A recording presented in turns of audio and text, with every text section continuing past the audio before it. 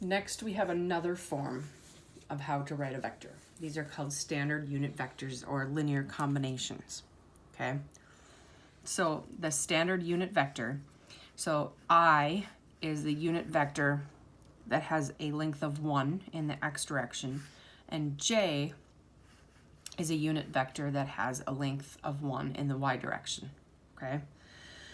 So if we take component form of a vector and we separate them, so this is just my x component and this is just my y component, and then I essentially factor out my a and factor out my b. This is now the unit vector in the x direction, and this is the unit vector in the y direction, and so we replace both of those. This is called the linear combination of the vectors I and j, okay? So what this is doing is just rewriting this in another form.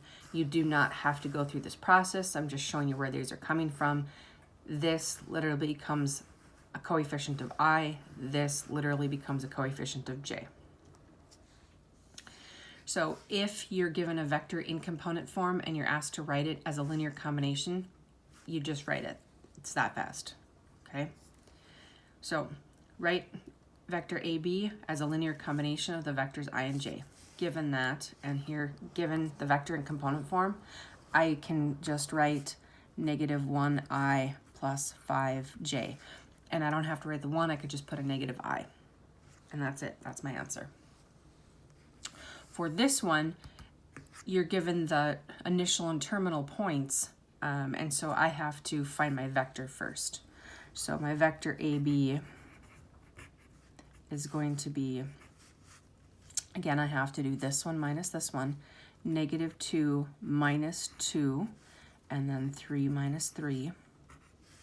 So I have a negative 4 and 0. So if I'm going to write that as a linear combination, the only thing I would write is a negative 4i. And if somebody wrote plus 0j, I would not mark it wrong, okay? But this is all you'd have to have.